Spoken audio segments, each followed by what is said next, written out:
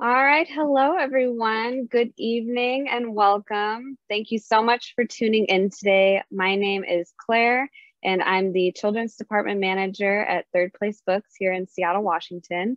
On behalf of the store, I'm so pleased to welcome you to tonight's event with Leah Johnson and Jasmine Guillory, which is also moderated by Tia Williams. It's going to be so much fun. And we are here to talk about Johnson's new novel, Rise to the Sun, and Guillory's new novel, While We Were Dating.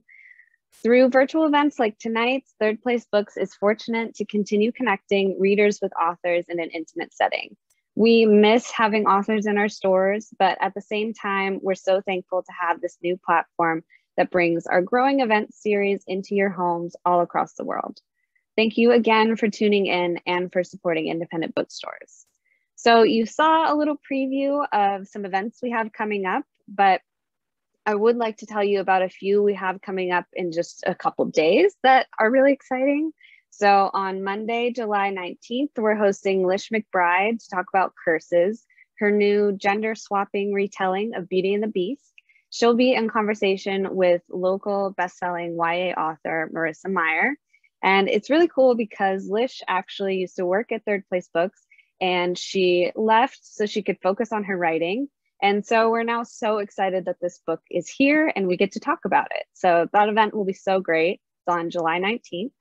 And then on Tuesday, July 20th, we'll be hosting Brianna Bourne for her apocalyptic new YA novel, You and Me at the End of the World, which is in conversation with Kelly McWilliams, who's the author of the genre-defying YA novel, Agnes at the End of the World, which came out last year. So there's a lot going on, and you can find our full event calendar on our website at thirdplacebooks.com, where I also encourage you to sign up for our email newsletter. Our newsletter is the best way to find out about new author events and other major announcements as we return to hosting events like this inside our stores at last. So in a couple minutes, in the Zoom chat, I will be sharing links to purchase tonight's featured books, Rise to the Sun and While We Were Dating. If you're in the Seattle area, you can order online and pick up in the store, or just swing by any one of our locations at Lake Forest Park, Ravenna, or Seward Park. We are happily open to the public and we ship all across the country. But overall, thank you so much for sticking with us during this virtual era. It's strictly because of you that this whole author series is even possible. During tonight's event, I'd also love to remind you that the chat window at the bottom of your screen is open, and we encourage you to use it respectfully. And tonight we will also have time for your questions. So if you have questions for our authors this evening, please submit those in the Q&A window, which is separate from the chat window. So questions go in the Q&A, chat, it's just where you hang out, have a good time. And also you have the ability for this event to turn on closed captioning. So that's going to be at the bottom of your screen next to the Q&A in the chat, and it'll say live transcript, and then the captions will just pop up. And those are all auto-generated. And then finally, as you have experienced in virtual gatherings, technical issues may arise. If they do, we'll do our best to resolve them quickly. So thank you for your patience and understanding. And now you're almost done with me, but I do want to introduce tonight's speakers. So first is Leah Johnson, who's the author of the smash hit and my personal brightest and happiest book that I read in 2020, You Should See Me in a Crown. It was the inaugural Reese's YA Book Club pick and was named one of Cosmo's 15 best young adult books of 2020, was an indie introduced pick, and a Junior Library Guild selection. Rise to the Sun, which is right here, is her eagerly anticipated sophomore novel about two girls that meet at a weekend summer music festival. And I just started it on my lunch break today, and 10 pages in, I have already decided it's an utter delight. So I can't wait to finish this. And we are also hosting Jasmine Guillory, who's the author of 6 romance novels, including The Wedding Date and the Reese's Book Club pick, The Proposal. Her work has appeared in O, the Oprah magazine, Cosmopolitan, Bon Appetit, and Time. In her new novel, While We Were Dating, Ben and Anna are thrown together in a big budget ad campaign, and the attraction is palpable. Ben works at an advertising agency, and Anna is the movie star at the center of the ad.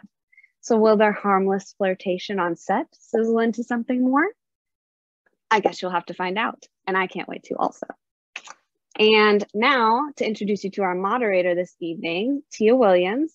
Tia Williams had a 15-year career as a beauty editor for magazines including Elle, Glamour, and Essence. She's also penned several novels in that time, and her most recent book, 7 Days in June, is also a Reese's Book Club pick. There's a whole army of Reese Book Club members here tonight, so we should all be grateful for this. And also, Williams is currently an editorial director at Estee Lauder Companies. All right, so you're done with me, and we are so happy you're all here today. So thank you so much for taking the time out of your busy evening to be with us. Remember to put your questions in the Q&A box, and then you can chat away. And now I'm going to go away, and our authors will come on. So please welcome Jasmine Guillory, Leah Johnson, and Tia Williams. Hello. Hey. Hi, ladies. I am so happy to be here tonight. I'm Tia Williams, author of 7 Days in June, and I am thrilled beyond to talk to Jasmine Guillory and Leah Johnson, who have written my two favorite books of the summer. Honestly, I cannot gush enough. Hi, Reese's Book Club alum. Hello. It's a whole lot. Oh my goodness. I gotta say, it's a small cohort of Black Reese's Book Club alums, but every time we link up, yeah, it's a special event. It's a special event. It is. It is. I'm so excited. And before we go any further, I always love to hear authors sort of explain what their books are about in their own words. So I would love it if each of you could, if Jasmine, if you could introduce While We Were Dating, and Leah, you could introduce Rise to the Sun. Alrighty, well, While We Were Dating is about Ben and Anna. Ben is an advertising executive. He was a character in one of my previous books, The Wedding Party. His brother was the star of that book. And as soon as Ben was on the page then, as soon as I wrote him, I was like, oh yeah, I'm gonna have to write a book for Ben. And he is running this big ad campaign at his work, and the star of it is movie star Anna Gardner. And they flirt a lot. They both expect it to go nowhere, and then it does. And they spend the book figuring out what to do about it. You know what? Let me just say really quickly that the Jasmine Guillory literary universe is one of the most important things to me personally in my life. Like, every time somebody's like, wait, didn't that character from You Should See Me in a Crowd walk through the background of a scene in this book? Yes, because Jasmine did it. So now I'm gonna do it, okay? So Rise to the Sun is a book about two girls named Tony and Olivia who are coming off the heels of two very difficult years. And before they embark on the next chapter of their lives, they want one last epic weekend. And so the two of them go to a music festival. And when they arrive, they meet each other and realize that in order for them to accomplish all the things over the course of the weekend they want to accomplish, they're gonna have to rely on each other and the music more than they ever thought possible.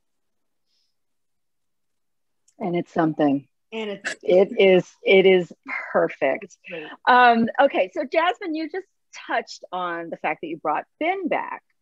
And so I'm curious, like, what was it about his character that inspired you to revisit him and, you know, gift him this passionate love story with Anna? Is it Anna or Anna? Anna. Anna. I just had so much fun writing him. I think that is partly, you know, when I write stories about like a side character who's been in a previous book, it's mostly just because as soon as I start writing them, I'm just having a lot of fun. And I think like, oh yeah, I would like to write a whole book about them. And then sometimes though that happens and I don't have an idea for them. Like I can't think of what would be their whole book. But Ben, like, I was like, oh yeah, I can write a whole book about him. I know exactly sort of the kind of story that I want, which, you know, changed some because I wrote the story during the pandemic. So some of that went through some different, the story got a little different than it would have been if I had written it in 2019, for example. But yeah, I think it's partly just like how how I feel when I write the character. And when I started writing Ben, I was like, yeah, he's a fun one. Yeah, like maybe I'm not done with him yet. Yes, yeah. And so Leah, your book is set at the Farmland Music and Arts Festival. And it's an event that gives Olivia and Tony this almost spiritual feeling of belonging. You have a line, live music is a true thing. It holds the keys to the universe and all you have to do is pay attention. I love that. What was the significance of this festival music setting for you? Yeah, it started off in homage to a place and a thing that has given me so much over the course of my life, which is live music, and specifically Bonnaroo, which is the music festival that it's sort of inspired by. But like Jasmine, I wrote this book in quarantine. And so it became less of a book of self-indulgence about this thing that I love, and more of a book that relied on the communal joy of live music, because so much of last year was just being in my own home by myself in my head, you know, completely disconnected from the people and the things that I love the most. And so this book became a way for me sort of to reach back to this community and this sort of space that I think is healing in so many ways, but becomes even more healing when you no longer have access to it. And so I was like, if I have to write a book and rewrite, because my drafting process is to completely rewrite the book like 2 or 3 times. Yeah, and over the course of a year, I was like, it's gotta be something that I care about so much that I won't hate the book by the time it's done. And live music was the thing, the singular thing. Yeah. Well, you know what's interesting, I'll be saying that because like last year at this time, when I was, you know, doing book events for my last book, people were like, how are you feeling about writing right now? Because like, are you shying away from like, especially writing romance, are you shying away from like writing things about people touching or hugging and all that? And I was like, no, for me, it's the opposite. Like, I want to write all the stuff that I'm missing the most. Like, I want to write about people hanging out and being at bars and parties and flirting and like all of that stuff that we don't get to do. And I feel like writers either went one way or the other, like leaned in to everything we wanted, or were like, maybe I'll just write about somebody alone in the woods. And right. Yeah. That And was I like think big. Sorry, I hate when I do this on Zoom because I'm like, but you know, that was like a big question. I remember last year, it was like in my like debut Facebook groups, it was like, hey, like, are you guys gonna like write COVID into your next book? Like, what are we doing? Like, how are we handling this? And I'm like, hell no, we're not writing it into the next book. As far as I'm concerned, in the Leah Johnson literary universe, there's no 45, and there's also no COVID. Like, this is a fantasy world. Okay, I'm gonna write the stories that make me the happiest, and in this context, we can still kiss each other. Yeah. And you know what? Like, I felt like both of your works really had that sort of, you know, we're not going to deal with the pandemic. We're going to lean into the community, tactile, touching, hanging out. You know, this is my boyfriend and his brother and his wife. This is, you know, the new girl I met and her best friend. Like, it really feels like a community, and it's something that we're so missing right now. It just felt like such a gift. Yeah, I love that you guys really sort of leaned into pandemic. What pandemic? Yeah, and I think that was something that I really struggled with at first, because like, you know, my plan was I was gonna start writing this book last March. I had, you know, I sort of knew I was, you know, like gonna start book 6. I knew it was gonna be about Ben. I knew it was gonna be about like Ben and Anna was a movie star. That's most, and I knew more about the book that did not end up in the book because it didn't change. And so I was going to a writer's retreat. I was like the writer in residence at a writer's retreat last March. I was like, great, well, I'm there. I will outline the book and then I can start writing it on April 1st. Because I'm a person who like needs deadlines. So I make a lot of fake deadlines for myself to like make myself start. And then that week, like the day that we got to the writer's retreat was like that day that the world all fell apart. Like we were all sitting there at dinner, like drinking wine, and someone looks at their phone and was like, Broadway just canceled. and then it was like Tom Hanks has coronavirus, like all of those things that happened that day, like that was that day. So I did not write an outline for the new book that weekend. And then for the next like 6 weeks, I was like, how am I supposed to write about contemporary life when like we don't know what contemporary life is going to be like 2 months from now, or 6 or 12. And then, you know, I was like, I just have to, in my mind, write a like in the after, because it was hard. I couldn't write a before, you know, because that felt weird, and I couldn't write it now. So I was like, well, in my world, there was a pandemic. It's over. Everything's great now. And that was just like what I had to have in my mind. I was like, all right, now I can start writing. But yeah, I think every writer I know sort of had to figure that out for themselves and how they were going to do it. Because I know people who were like, I just wrote something set in 2018. There we go. And I was like, oh, well. That's what I did. But I couldn't do that. Yeah. Yeah. I like the after. Yeah. So Jasmine, I want to get into Anna Gardner for a minute, who I absolutely pictured as you. I'm going to go ahead and admit that. So Anna Gardner is an Oscar nominated movie star. And through her, you sort of deal with the issues facing Black women in the public eye. At one point, Anna says, they'll always want a white actress first because they're universal and I'm not.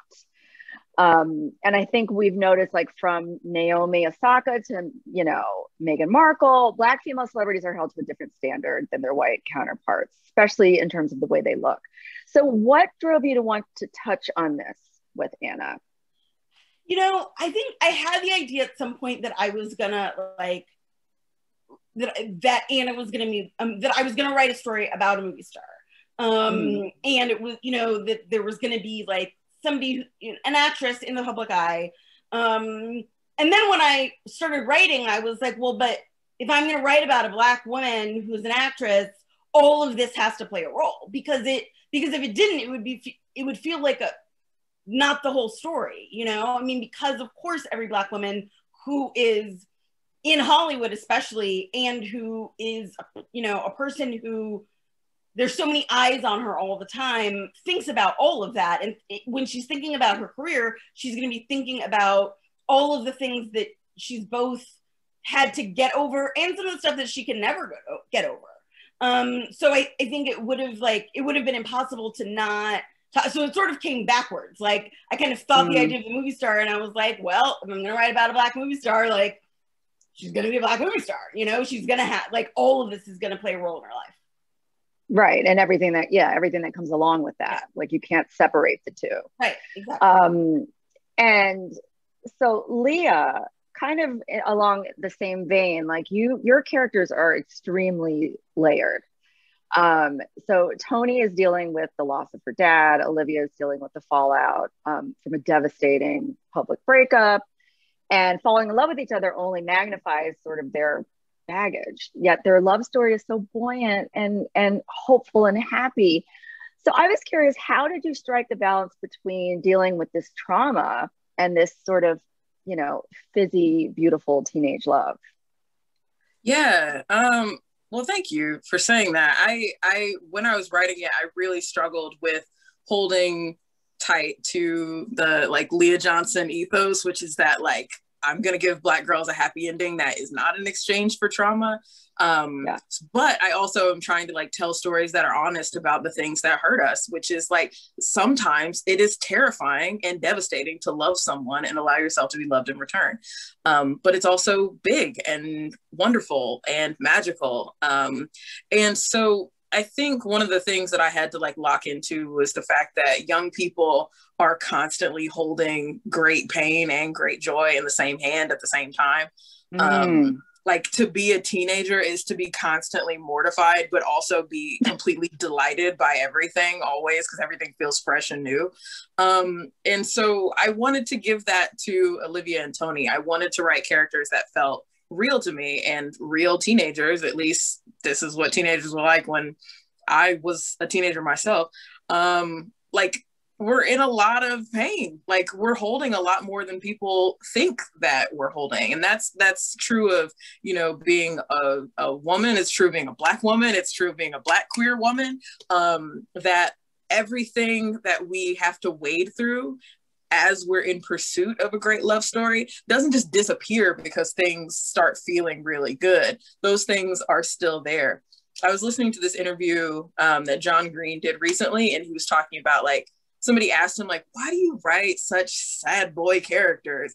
And he was like, the thing that I want to do in my work is offer the type of hope that can stand up to despair. And so the type of hope that I need is not the hope that comes when I'm already feeling good. The hope that stands up to despair is hope that exists in moments when I feel terrible. And so that's a really long-winded answer, but that's sort of what I was thinking about as I was trying to, like, figure out these characters. Yeah, and I feel like that's what makes them so real, because we don't live halfway in experiences. Like, we take all of our baggage and our stuff with us as we fall in love. Leah and Jasmine, I love how you both use humor as the characters fall in love. You're very funny ladies. Jasmine, there's my mom would disagree with you.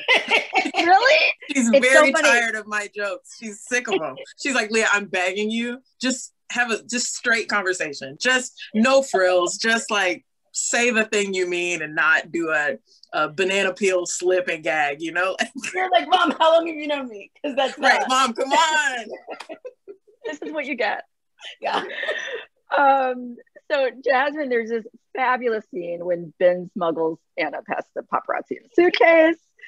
And Leah, I love this moment when Olivia and Tony battle a chick dressed like a fairy during a scavenger hunt. And there's, like, an asthma attack, there's mud, there's a lot happening. Can you two speak to the importance of humor in love stories? Yeah, you know, I mean, for me, I think humor always plays a role in kind of both the hardest times in life and the best times in life, right? Like, there's always something that, like, whether you're going through something really difficult, when you're with someone that's important to you, or that someone, like, that you click with really well, there's always going to be a time when you look at each other and you're like,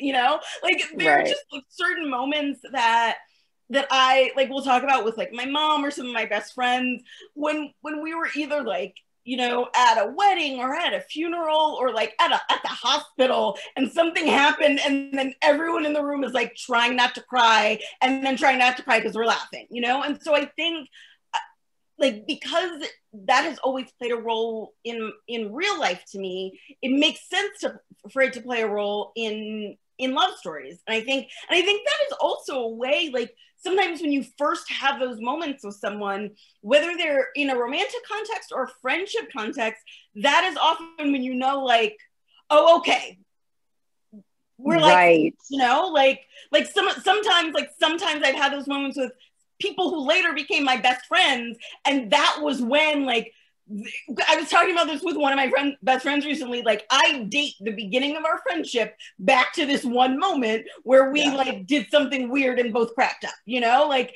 and so things like that happen are often the beginning of, like, the relationship. We'd already known each other. Their relationship had already started, but that's when we became friends. And so I think, like, things like that really can start something real. And I think that often happens in romances too. Yeah, I love thinking of it like that. I mean, one of the things that I really value about humor, about like comedy writing in general, is that it sort of acts as a Trojan horse to, like, other topics. It's like, I'm going to give you, like, a spoonful of sugar, but it's going to help the medicine go down. Like, I'm trying to tell you something else, but what I'm doing is, like, giving this to you in a way that is, like, palatable, or a way that draws you further and further into the story. So from a craft perspective, it's just, like, effective to pull people in. But just, like, from a personal angle, to Jasmine's point, like, yeah, I'm trying to think, like, all the worst moments of my life have also been layered with a certain level of humor. And I think that's, like, a coping mechanism for a lot of us. And it was a coping mechanism for me when I was a teenager, which is why it's like so important to like give that to my young characters. Because like I was not class clown in high school because I was actually like SNL material. I was class clown because I figured out how to tell jokes about things that were hurting, which is pretty much everything when you're a teenager. And so that's like the thing that I just keep plugging into these books. It's so good. It infuses the characters and the narrative just with so much heart. Like to be able to giggle while you're falling in love is just, it's the most warm feeling. And speaking of warm feelings, Jasmine, I want to talk a little bit about the way Ben and Anna are with each other, and especially the way Ben is with Anna. He's so thoughtful and considerate of her, and always making sure she feels comfortable with him and safe. And, you know, he's like stroking her hair, checking in with her regarding her anxiety. Is the paparazzi freaking you out? It was so beautiful. And that sort of carefulness and thoughtfulness from this male protagonist is sort of rare to see in classic romances. Usually it's just like this love wave that hits the characters, and not these small, soft moments. So was that intentional? You know, I really thought of Ben as, you know, Ben is a real charmer. And I think he, in general, credits himself with like being good with women. For a number of reasons, but because like he's, you know, he grew up like he had a single mom. His mom taught him how to be good to women, right? And so certain things like, yeah, you know, he kind of sleeps around a lot, but also he treats women nicely. And I think that that's one thing that he like doesn't back down on, even if he's like going from one date to another in the same night, he'll still say please and thank you to both women, right? And so that was one thing that like with Anna, I mean, he's also falling for her even though he's not admitting it to himself. And so I think that also kind of gets ramped up because because at that point then he's not just doing it because that's how he is. He's doing it because he really cares about her. And so I think that adds a different layer to like, because you see, I mean, he's nice to Anne at the beginning, he's flirting with her, you know, he does nice things for her, but later on, when he really cares about her, it's different. And so that's something that I really wanted to do, sort of have him treat her differently at different parts in the book. I thought it was really refreshing because so often, I mean, I grew up in the 80s, like reading like real 80s romances. And it's like, always the thing is that the guy is, you know, shitty to everybody else but her. And that's how she knows he loves her. Yes, right. But Ben is sweet and has good manners, like with everyone, you know, and I just thought that was really new and special. And I totally fell in love with him. Leah, I wanted to ask you, how do you key into teenage rawness so well? It's obviously those years where you have no idea what you're doing, but you feel things so intensely, like what you love, you worship. What hurts you, kills you. Like, I don't know that I've experienced, I wept through the last third of your book, and I wept for all of the characters, literally all of them, even like Peter. I was like, oh, Peter. Sweet Peter in his crop top. Oh my God. Bless him. Like, I was just like, this is really, you really keyed into it. And I was just, you know, we're obviously not teenagers. How do you channel this energy? Yeah. Well, I have to say, I really love when people cry in the book because it's like, whoa, I got it, because I too was crying. And I was like, wait, either you're crying because you're dramatic or you're crying because this is good. I can't always tell. It's pretty thin line. Right. I think what happens is that, one, I am fortunate enough to be a professor. And so I work with 18-year-olds constantly, and they bring so much drama into the classroom. And like, I'm also like reading their writing, which is very closely tied to adolescence still because they're so young. And so like, I'm inside of their heads, and also like listening to them talk through and like process through a lot of these things. And so it's like easy for me to access that and to feel really close to it. But also, you know, I didn't come out that long ago. It's been, when my first book got announced, that's when I like came out to my family and the rest of the world.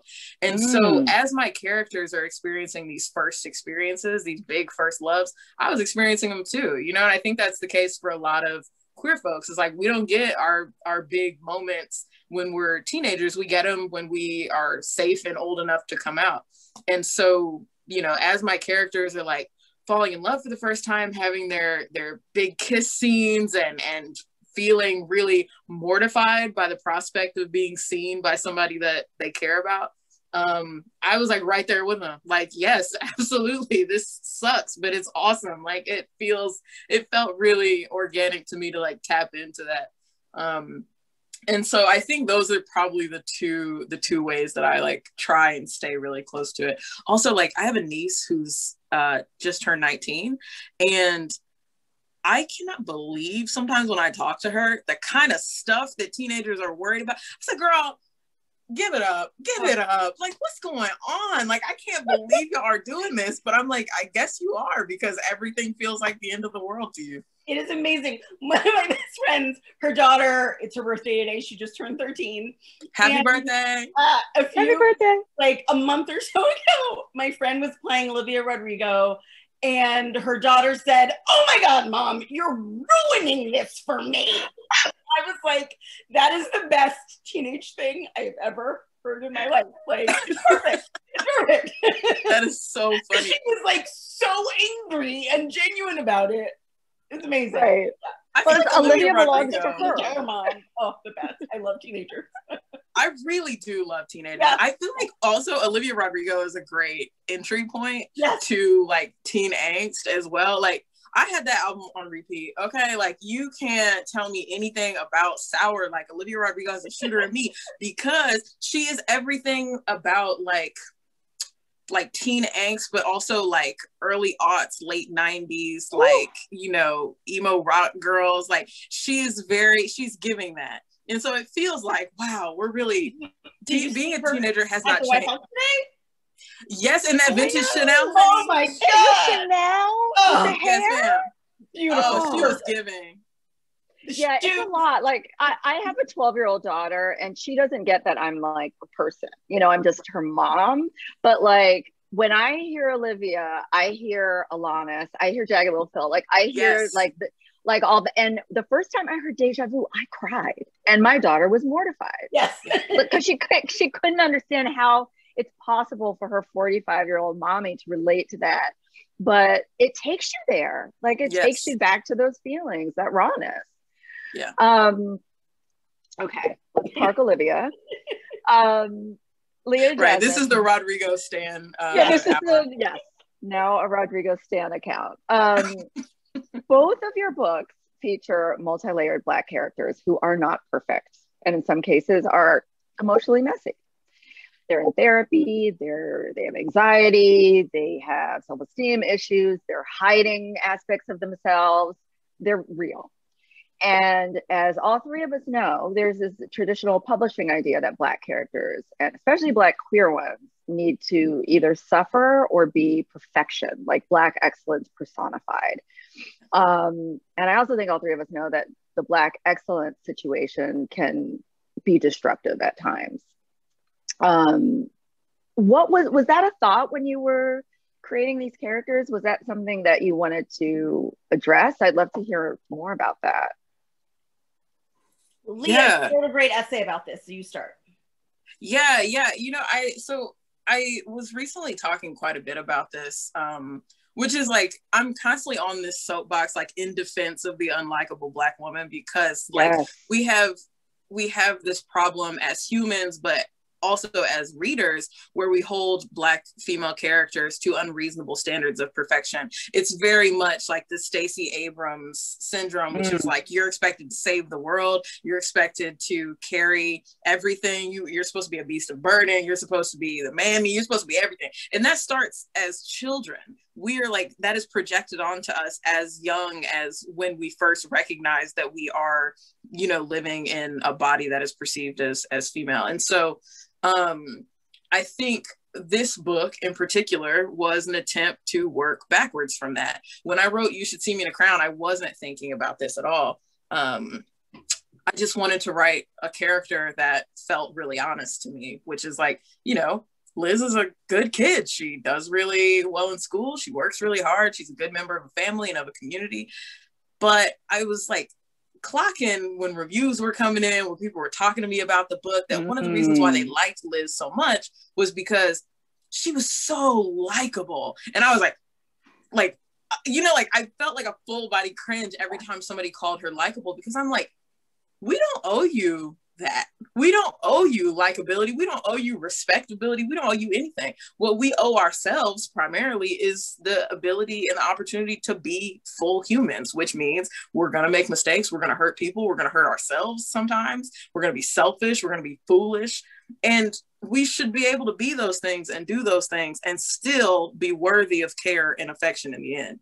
And so Olivia, who sort of she's the first voice you hear in Rise to the Sun, and she's the person who kind of like propels us through the story. Olivia was a character who was written in praise of the unrespectable Black girl, and that's all I want to do now. I'm like, maybe everybody will be unlikable. Maybe nobody after this book. Maybe everybody will be like, we can't pick up Leah Johnson books anymore because we know what's coming. I mean, I think one thing that I realized, though, is that, like, just by definitions to many people, Black women and Black girls are going to be unlikable. So, like, we should just write the way that they write them so that they feel real, right? Like, I remember I read, you know, someone tagged me on Instagram on something about The Proposal, which I try to avoid reading, but I saw this one and it was like, I didn't like her. I had to stop reading after the first chapter. I didn't like her attitude. And I was like, her attitude? Right. Oh, no. You're tone policing a fictional character? You didn't like she was Black. Like that's what you meant by her attitude, you know? And so that, I think in many ways is just sort of freeing, because I was like, oh, well, then I can just, I mean, you're not going to like the attitude of anybody. Like, there are lots of people out there who will say that about literally every Black woman that I write. So I'm just going to write the ones that I want to. And they're going to be messy sometimes. And sometimes they're going to be selfish. And sometimes they're going to make bad choices, because, like, that's how people are. But I think all of these characters are, like, I like them all. I think they're super likable at their core. Because I am predisposed to like Black women. Right. That's the key. Yeah. I think that's like spot on too, is like, I love Black women.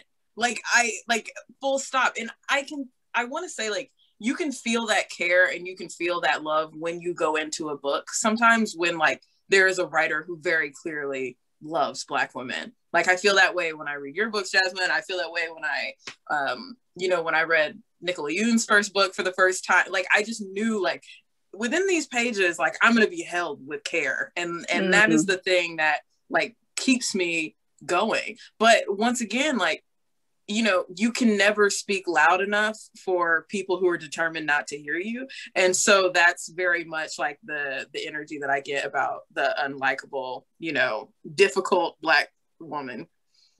Right. And I love that you both give your characters the space to really make mistakes and not be punished for them. You know, I mean, both Anna and Olivia, I will not spoil anything, but they have like sort of third act moments where I'm like, ooh, really, girl? You know, oh, okay, where are we going? Like, very chaotic. Very chaotic. Like, oh no, how is this gonna end? You know, but I love that, because when I was growing up, like, Black girls couldn't make mistakes. You know, I certainly couldn't. I felt like I had to be A+ at all times, period. And it's just so freeing. I'm so excited that my daughter is growing up in this climate where she has more space and freedom to be normal. You know? Right. She's not running for office. Like, everyone calm down. Yeah. Right. Relax. Like, she's not here to save the world. She's just here to graduate high school. Like, that's all.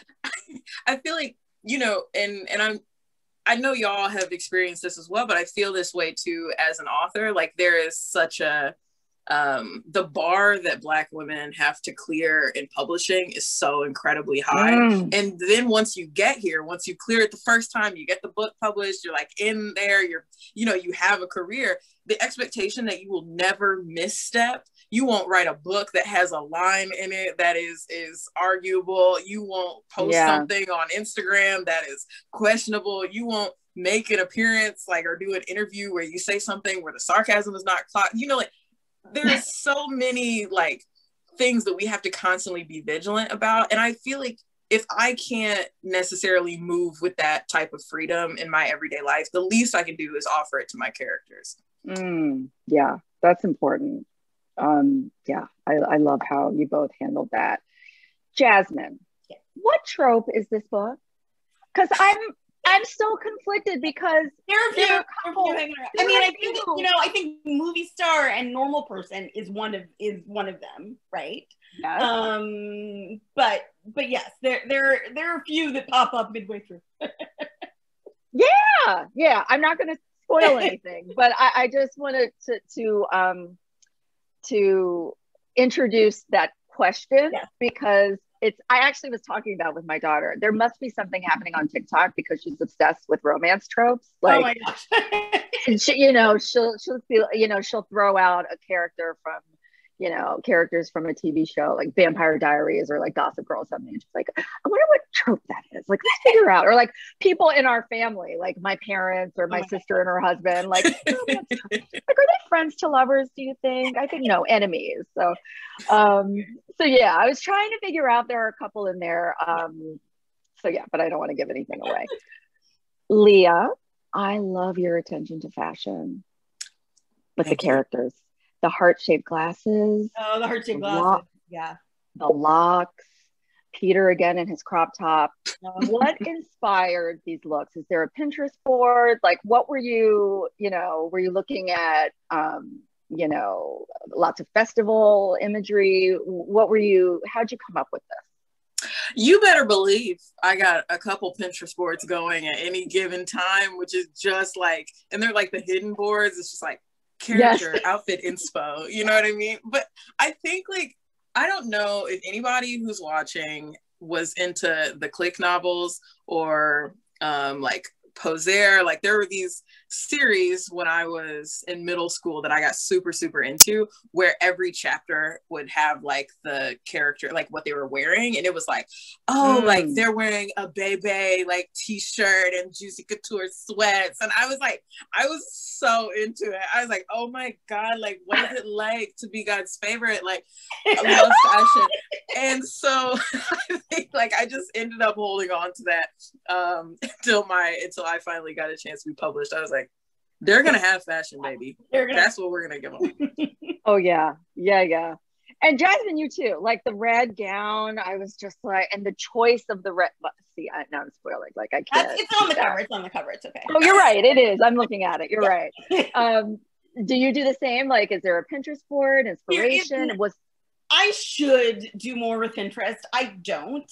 But I do spend a lot of time flipping through celebrity blogs and looking at pictures and things like that to really figure out what exactly would she be wearing at different things, because she has to make different choices for other appearances throughout the book. And so I did really think about clothes. And speaking of celebrity, what was there are a lot of Hollywood details in this, that are very insidery. What was the research like? Did you follow Halle Berry around for a week? How did this work? I read a lot of celebrity memoirs, sort of before I started writing and then kind of as I was writing. Also, because I have a hard time while I'm in the midst of a draft, especially when I'm deep into a first draft, I can't really read other fiction. And so I tend to read a lot of nonfiction. So that was really useful because I was just reading a bunch of celebrity memoirs but also like I've read, you know, blogs about celebrities for years. So that was useful. I like followed a bunch of celebrity stylists on Instagram. So that was helpful. And like makeup artists and things like that, because they always have good sort of behind the scenes stuff. So that was, yeah, some of that was a lot of fun to research. Yeah, it shows that you had fun with it. Oh, am I going over? Oh, no. You're totally fine. It's just we're nearing the 10-minute mark. So I was wondering if I could ask a couple audience questions real quick. Perfect. So I have one from Ashley who says, I'm really excited to be here. I have a question to both of you. How much time do you spend writing your books? Kind of like how long is that process, and does it vary from book to book? Yeah.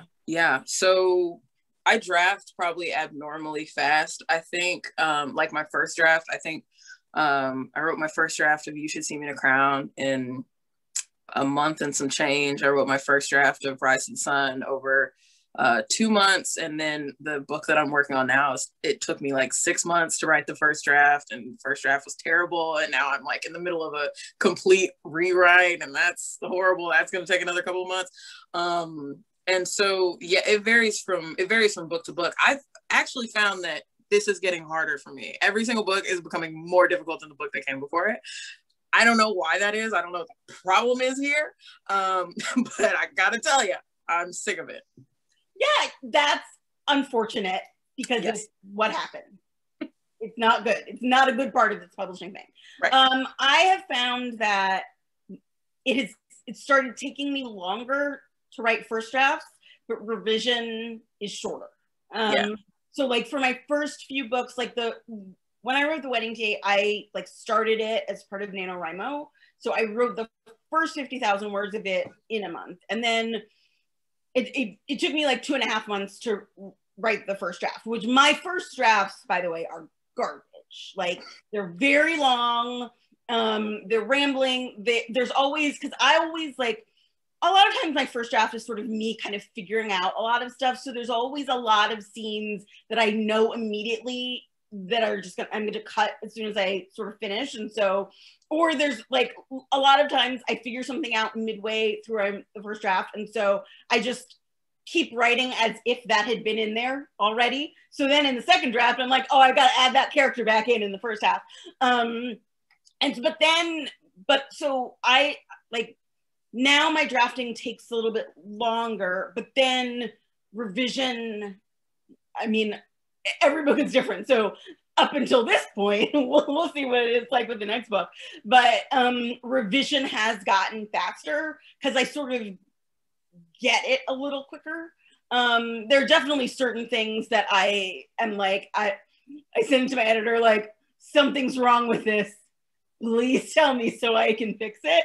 But there are certain things that, so it's like for While We Were Dating, I started the first draft on May 1st, and I finished the first draft on August 30th. So that, I don't know, I'm bad at counting, 4 months, 5 months. But then like, it took me like 6 weeks to revise it. Like it used to take and so it used to be a lot more of the opposite. Like The Wedding Date, I wrote in the first draft in 2.5 months, and it took me like 5 months to revise it. And so now I sort of figure it out a little bit faster, but who knows what it's going to be like from now on. It's different. It is different for everybody. Tia, what about you? How long does it take you? So my first draft, I just vomit out. I really try not to worry. I mean, it's the shitty first draft. So that's usually 3 or 4 months, and then revisions take forever because I have a full-time job and this kid. So, right. And then this child. So yeah, that takes a lot longer. But the actual getting the story down,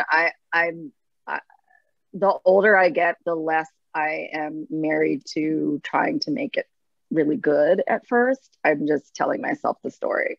Yeah. That makes a lot of sense. So the next question is for all of you. And Kayla says, I'm inspired to ask this question after reading Rise to the Sun. So, dead or alive, what's your ultimate music festival lineup? I think Leah's got to start. Leah's got to start off with that one. Oh my gosh. I'm on edge. This is one of those you got to prepare for. You know what? I'm gonna do, like, off the top of my head, I would really like to see, would have liked to have seen Jimi Hendrix, Amy Winehouse, Kurt Cobain.